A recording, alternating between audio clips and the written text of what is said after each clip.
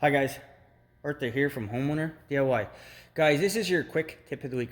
So I have an upcoming roof job and I'm going to have somebody help me that has no shingling experience. So I came up with a jig that I think is going to help DIYers and first-time shinglers. So here is my jig. The jig is in a T shape. So the idea is that you take your jig, you line it up with the vertical and then the horizontal portion of your shingle. And then we have our lines here that is going to show where our nails are going to go. So the bottom course is a full shingle.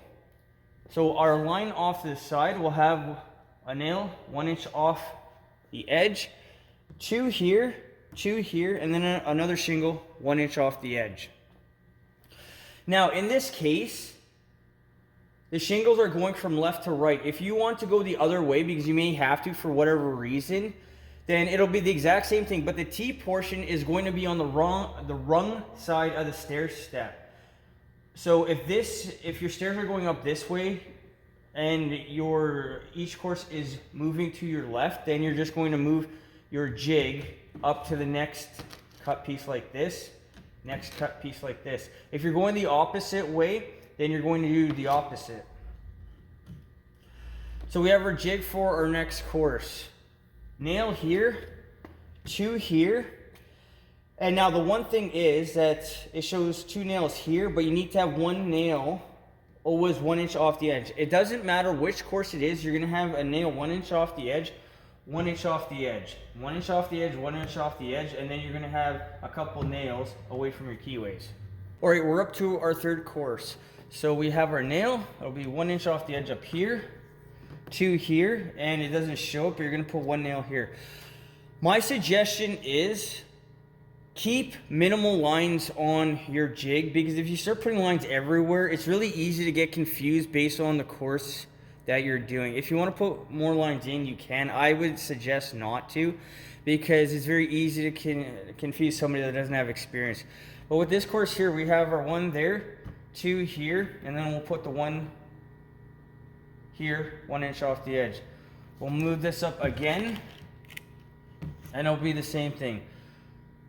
One here, you can even put another one here if you wanted to, and then it shows two here, so put one here, one inch off the edge, and for your very top, 1, 2, and 3. And this is a simple way for somebody without experience to not get confused and not put nails in the wrong area.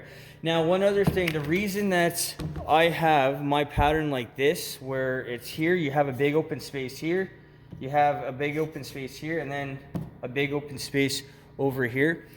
The reason for this is that at some point you're going to have a vent, or you're going to have to cut in a small piece, because your roof is eventually going to end. So if this is the end of the roof and then you have a small piece here, you're going to have to cut in a small piece.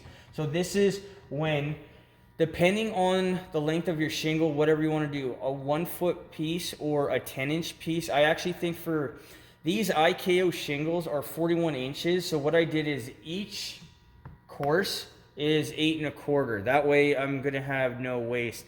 But when I have to cut one piece in because the end of the roof or something is or a vent that is going to be there, by cutting, in this case, a 10-inch piece, I'll be able to land in between the two, and then I can nail it there, and then you can just keep going.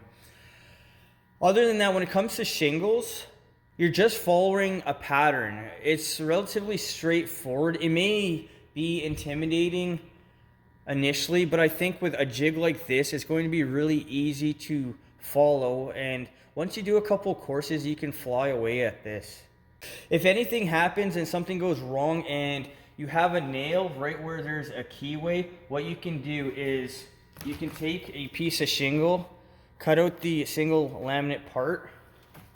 If your nail is here, take your piece of shingle, put it over your nail in the keyway, and then you can nail it, and then you should be fine, and that'll keep you going. Obviously, we want to have no nails in keyways, but if you're new and you're starting out, it may happen, so you just need to address the issue.